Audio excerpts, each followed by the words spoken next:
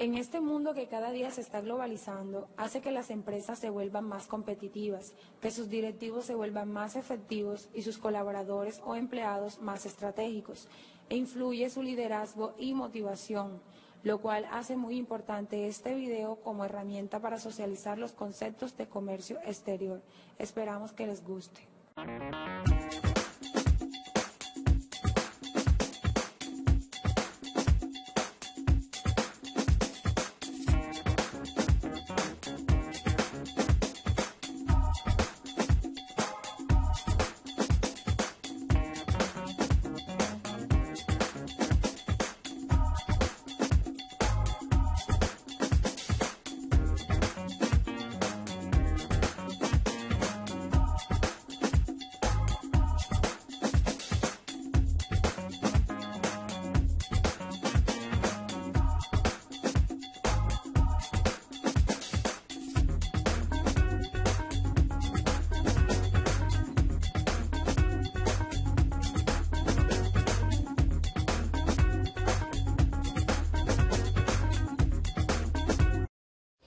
El origen del comercio internacional se encuentra en el intercambio de las riquezas o productos de países tropicales por productos de zonas templadas o frías. Conforme se fueron sucediendo las mejoras en el sistema de transporte y los efectos del industrialismo fueron mayores, el comercio internacional fue cada vez mayor debido al incremento de las corrientes de capital y servicios en las zonas más atrasadas en su desarrollo. El comercio internacional obedece a dos causas: la distribución irregular de los recursos económicos y la diferencia de precio, la cual a su vez se debe a la posibilidad de producir bienes de acuerdo a las necesidades y gustos del consumidor. La teoría de la ventaja absoluta planteada por Adam Smith destaca la importancia del libre comercio para que la riqueza de las naciones se incremente, basándose en el ejemplo de que ningún jefe de familia trataría de producir en casa un bien que incurriera en un costo mayor que comprarlo. Si se puede aplicar este ejemplo concretamente a un país extranjero A, se llegaría a la conclusión de que A podría proveer a otro país B de un bien más barato de lo que el país B pudiera producirlo.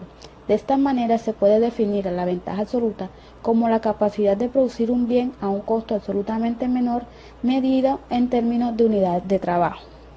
La teoría de la ventaja comparativa, David Ricardo llega a refinarla hasta llegar a plantear lo que conocemos como la teoría de la ventaja comparativa, por medio de la cual se conoce las fuerzas del mercado asignarán los recursos de una nación a aquellos sectores donde sea relativamente más productivo. Es decir, que una nación puede importar un bien que podría ser el producto de más bajo costo si todavía es más productiva en la producción de otros bienes. De esta manera los países podrán exportar a aquellos otros que su trabajo produce de forma relativamente más eficiente e importarán los bienes que su trabajo produce de forma relativamente más ineficiente.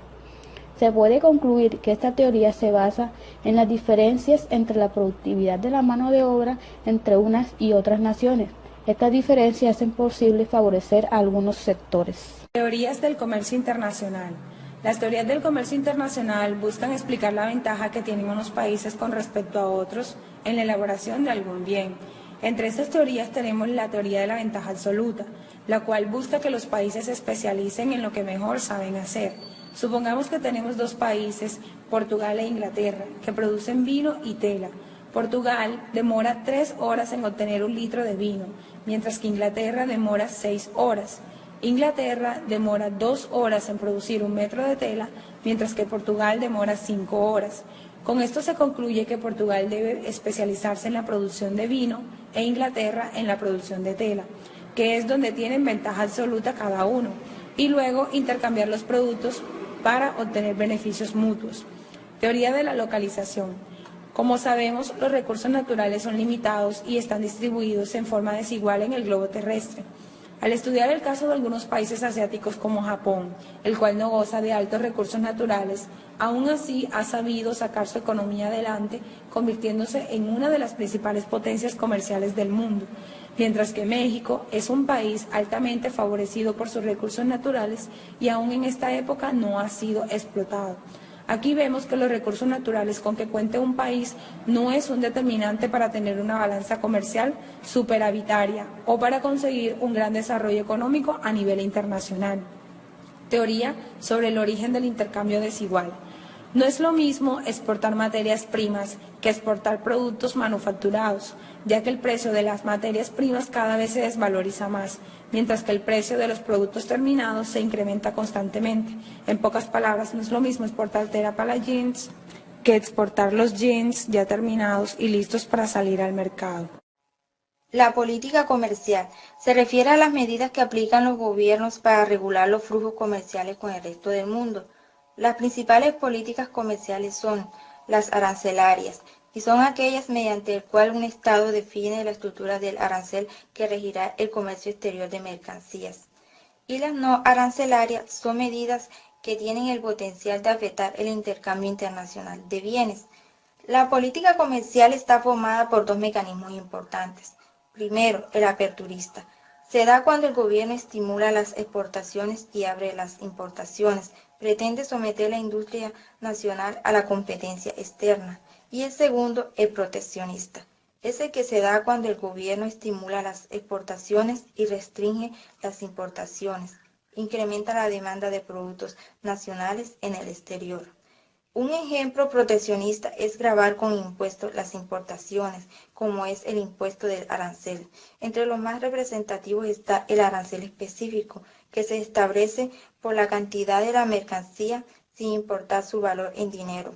Y el ad valorem se establece cuando se impone un porcentaje fijo sobre el valor monetario de la mercancía.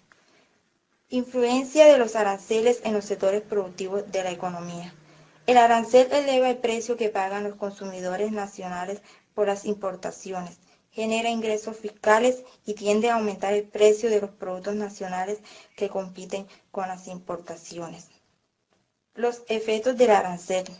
Es el gasto fiscal, el cual incrementa la recaudación del Estado en el impuesto de los productos con demandas inelásticas, como los aranceles a la importación de la gasolina.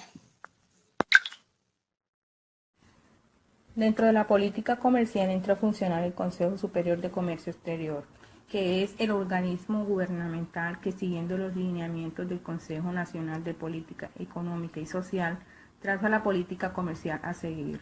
Este consejo está presidido por el Presidente de la República o por el Ministerio de Comercio Exterior y entró a reemplazar en sus funciones al Consejo Directivo de Comercio Exterior y al Consejo Nacional de Política Aduanera.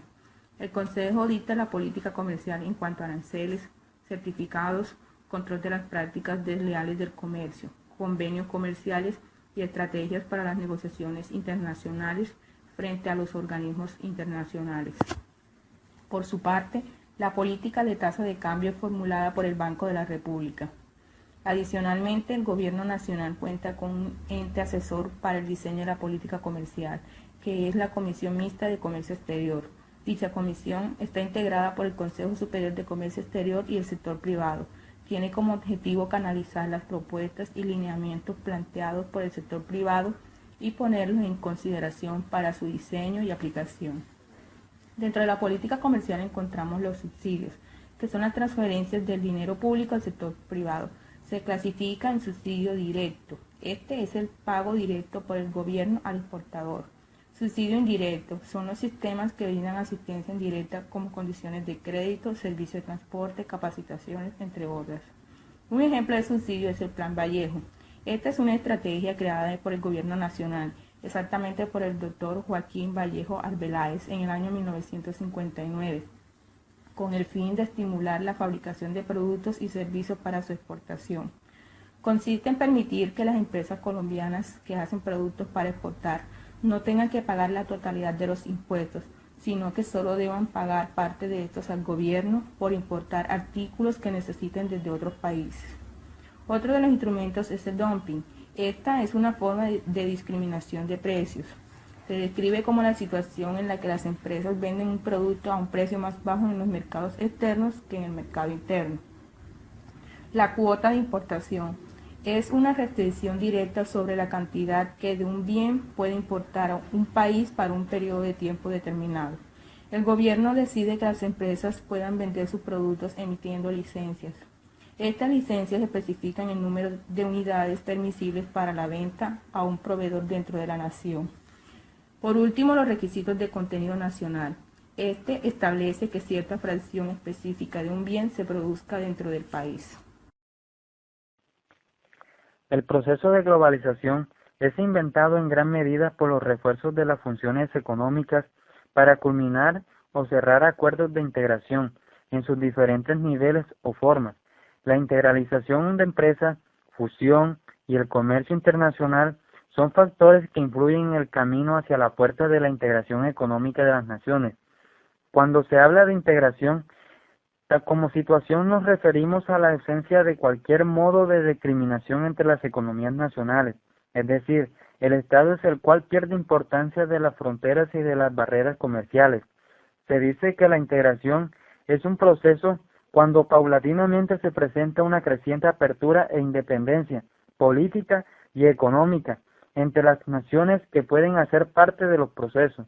Esto cuenta con algunas modalidades de acuerdo, las cuales se refiere entre numerosos países con el objetivo de eliminar gradualmente las barreras comerciales, también hacer algunas fórmulas de integración regional. Estos persiguen un objetivo más ambicioso y específico, el cual consiste en formar un mercado único, la eliminación de los obstáculos del comercio y de la libre circulación de bienes, mercancías y personas, implementación de políticas comunes en distintos sectores de la economía, establecer también tarifas o aranceles externos a los países no miembros, incrementar el comercio entre países miembros y disminución de los riesgos que genere situación de incertidumbre entre las economías globales. Estos muestran una ventaja de integración con el cual tenemos el aumento de la demanda como la renta real del consumidor debido a la libre competencia y el nuevo esquema de reducción de costos de las empresas. La integración ofrece una elección de productividad, es decir, que cada país se dedica a exportar al sector que mayor beneficio le genere, como también aquellos países que tengan un sector comercial débil. Estos acuerdos le pueden causar el cierre definitivo de su comercio. Los acuerdos de comercio son importantes porque facilitan el intercambio de bienes y servicios entre los países vinculados. Entre los principales acuerdos de comercio de América Latina, Europa y Asia tenemos la Unión Europea, el Mercosur, los Tratados de Libre Comercio y el NAFTA. La Unión Europea es el principal acuerdo comercial que tiene el continente europeo, por medio del cual no solo se facilita el intercambio de bienes y servicios, sino el libre tránsito de los nacionales de cualquier país miembro por el territorio de los demás. El Mercosur, su objetivo principal fue propiciar un espacio común que generara oportunidades comerciales y de inversiones a través de la integración competitiva de las economías nacionales al mercado internacional. Los tratados de libre comercio son acuerdos que suscriben dos o más países para abrir sus fronteras y facilitar el comercio entre ellos. El NAFTA se establece únicamente la circulación de bienes y no de las personas. Un ejemplo entre los acuerdos de comercio que se han establecido es aquí en Colombia con la visa Schengen, donde las personas pueden circular libremente por todos los países de la Unión con solo el pasaporte. La globalización, podemos decir, que es volver el mundo más pequeño y al alcance de todos. Las negociaciones comerciales bajo el marco de la globalización han influido de manera positiva porque Colombia, por ser un país democrático y abierto al mundo, ha tenido un acelerado desarrollo en la explotación petrolera, la minería, los servicios públicos, las actividades financieras y el sector de las telecomunicaciones. Colombia no tenía en sus planes ser parte activa de un mundo globalizado y mucho menos ser una potencia exportadora.